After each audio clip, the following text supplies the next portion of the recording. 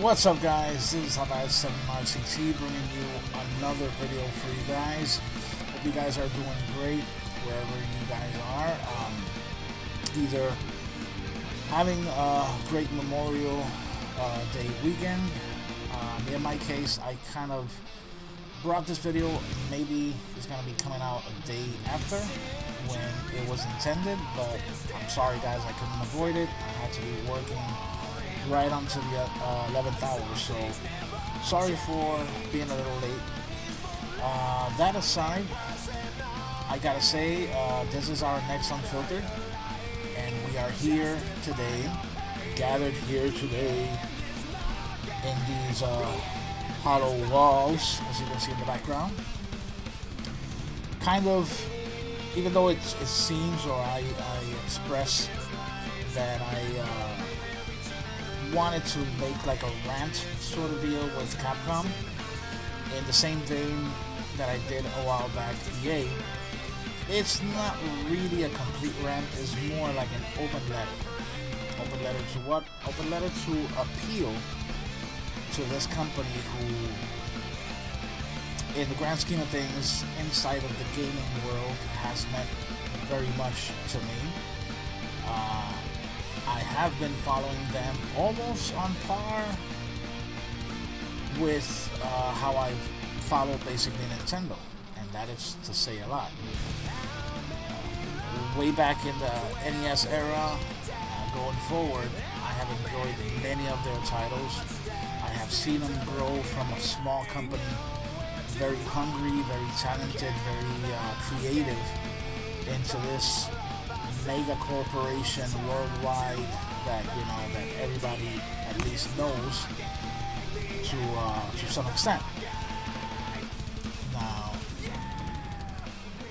that being said, and getting that out of the way, I would like to preface before starting, because I don't want to make a really long-winded thing, because after all, I'm going to be sitting here talking while you guys are paying attention. So, considering attention spans and all that good stuff, I'm gonna try to be as brief as possible. Now,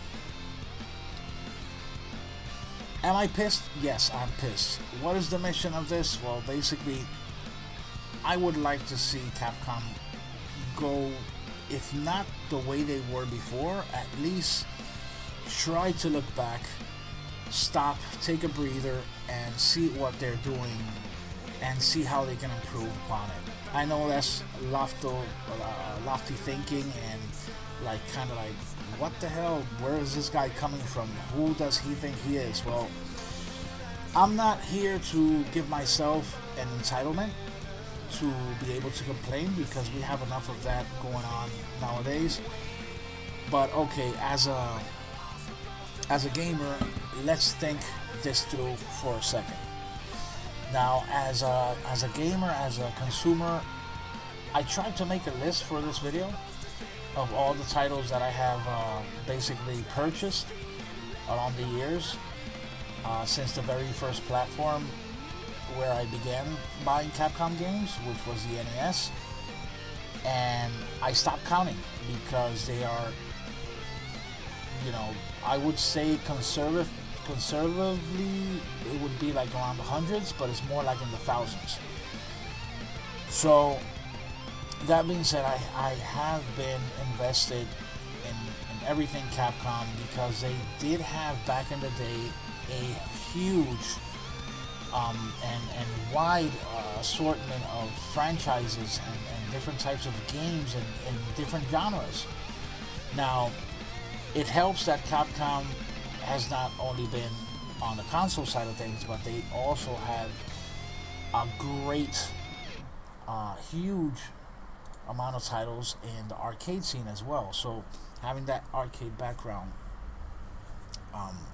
you get very used to their art style, their games and stuff like that. So they make a great transition when it goes to the consoles. Now, by reinforcing, and here's where I'm gonna make the first stark comparison. Like, from the NES forward, the vast majority of the titles that I had for each platform you would see like several, at the very least, several Capcom titles. Everything they had to offer back then, it was something that drew me in. Either the art, the music, they had so much creativity. They had so much, like I said in the beginning, hunger. Now, so much so that I only have a few remnants, but these are the only guys that actually made me buy imports that I still keep and conserve. And some of them, I don't even have the consoles anymore, and I still conserve the games. Case in point, Marvel vs. Capcom for the Dreamcast, Street Fighter 3, Third Impact.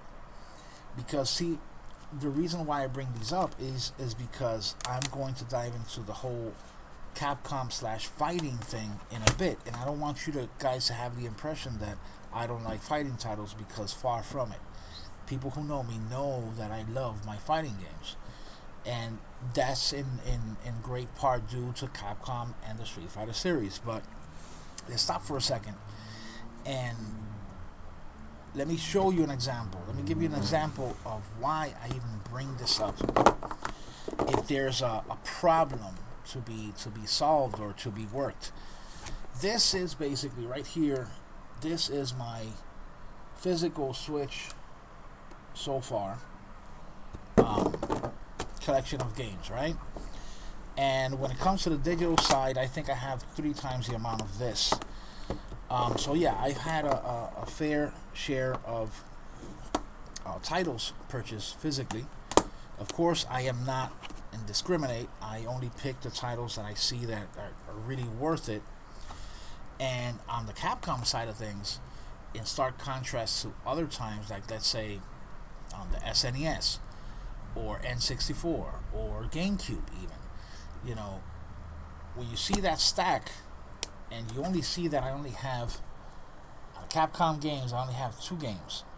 Resident Evil, and not even very good at that, I gotta say. Resident Evil Revelations, which by the way brings up the first problem, the first issue, as you can see by that white strip at the top: internet download and micro SD card required.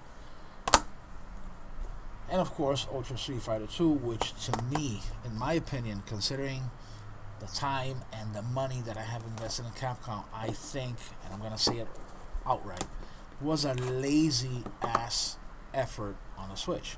Now, I understand the stuff with, bottom line economics and all that stuff, and yeah, you got to think about what sells and blah blah blah, and how exclusivity and certain platforms which are selling more. I understand all of that stuff.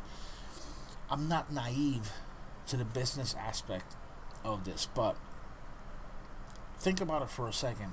I am one in many thousands, if not millions, of gamers, old school gamers, who with our money have brought you up. And I'm sorry if I sound a little arrogant, I'm not trying to be, but we brought Capcom up from that hungry small little business into the empire that they are today. How can we be forgotten in the transition? How are we forgotten? Well, basically, I just gave you a small example. We chose, let's say, the Switch as a platform. Before, you would have the excuse when a third party does not bring a title to a platform because it hasn't sold enough units. The Switch is on fire right now in terms of sales. Everybody and their mother are jumping on the system with some really great efforts, and Capcom has been one of those companies, aside from the usual suspects, that have really not put any effort into the system.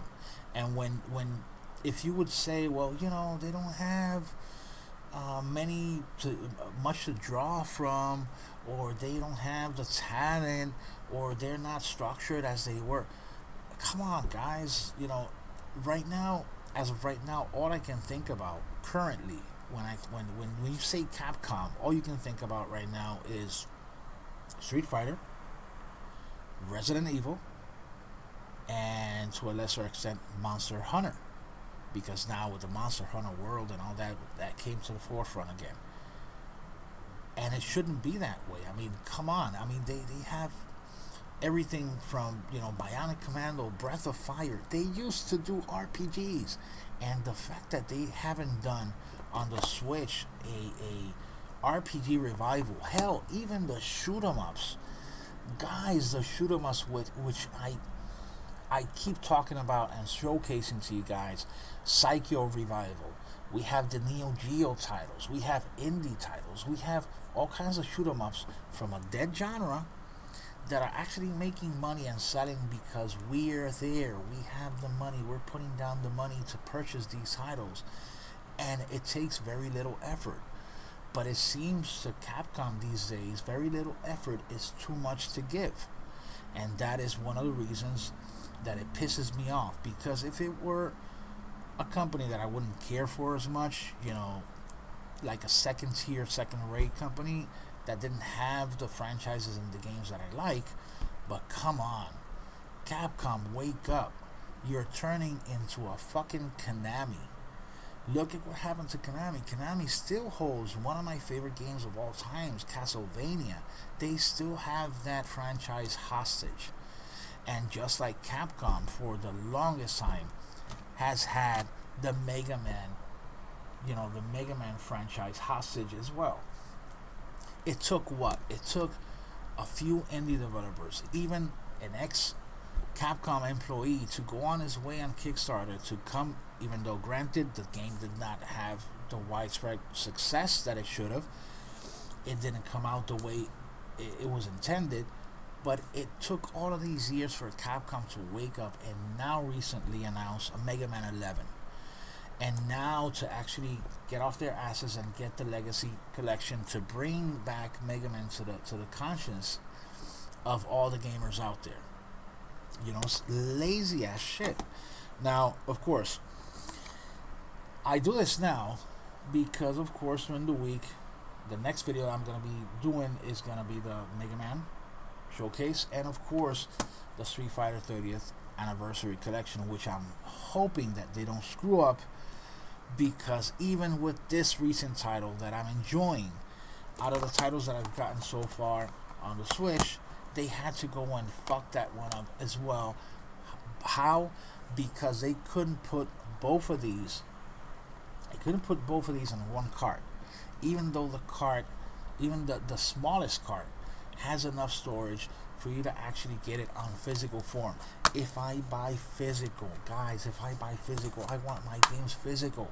I don't want to have to be downloading more than half of the fucking game, downloading it digitally. It's stupid. It's asinine. Especially when you have more than enough storage space to put it in there. It reeks of being stingy. It reeks of being so greedy and thinking of us as so little that you go, yeah, let them have it. Let them have the game if they want it. But they're going to have to go through some hoops to get it, even though they're paying us the same amount, maybe a little bit more than the other platforms. Another example, of course, the upcoming Street Fighter 30th anniversary, which I'm hoping they don't have that same crap downloading, some of the titles. I hope they don't mess it up. But so far it seems like they're actually going to pull that one off fine.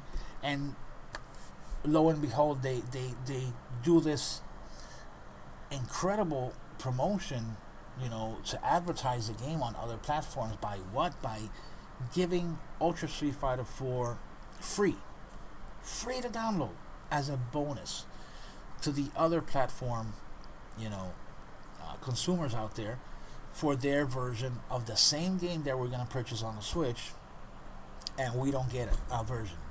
It's like, no, you don't get nothing. You get a tournament mode on the Switch, which basically you need to set up a whole bunch of Switch and use a mode that basically wasn't even that used back in the arcade days. I don't think it's going to get much use, but again, it shows that Capcom doesn't give a fuck,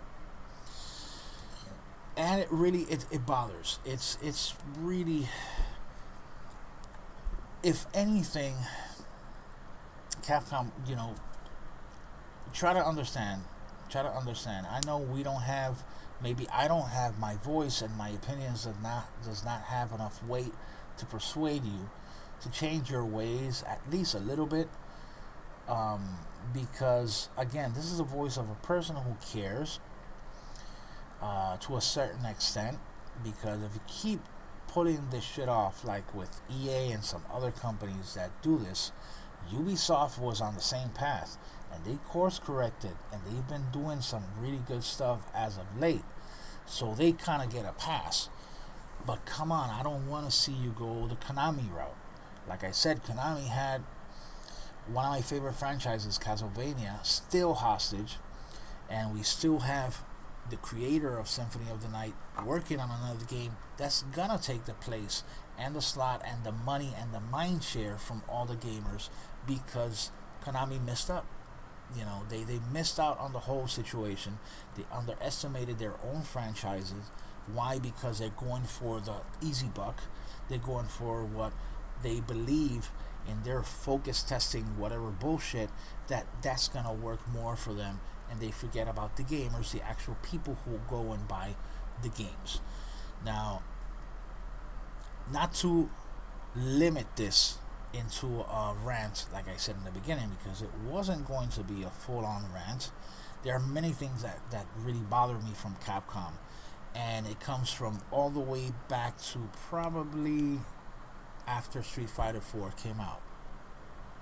Why? Because it signals. I kind of have like a timeline for every major great thing that happens, like as well as every major crappy thing that happens. An example, let's say I complain a lot about the whiners and certain toxic people, fanboys, this and that. Well, I can kind of trace it back to a period of time where everything kind of began and led to it. In the case of Capcom, I see that most of the stuff are happening right after that game came out.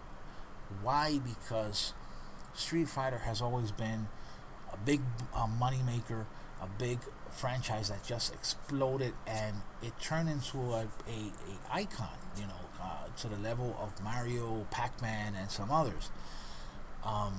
But they had so many good games to draw from that they just let die altogether. I mean, think about it. On the Switch, because this is Switch focus, at least this rant has to do, or this Unfiltered has to do mostly on Switch, because it's the potential that they haven't tapped, because they keep focusing again on the market and these testers, and we shouldn't invest on this or that. Guys, you don't need to invest that much. Let's take, for example, an NES game, a revival of an NES game. How about Nemo on the Switch? The whole dream world, the kid, all the great things that you can do, having the power of the Switch, the mobility of it, all the stuff that you can do with very little investment and effort. I mean, look at the indie games, Capcom. And if you don't want to do it because you're too lazy, hire an indie developer to do it for you. But don't miss out.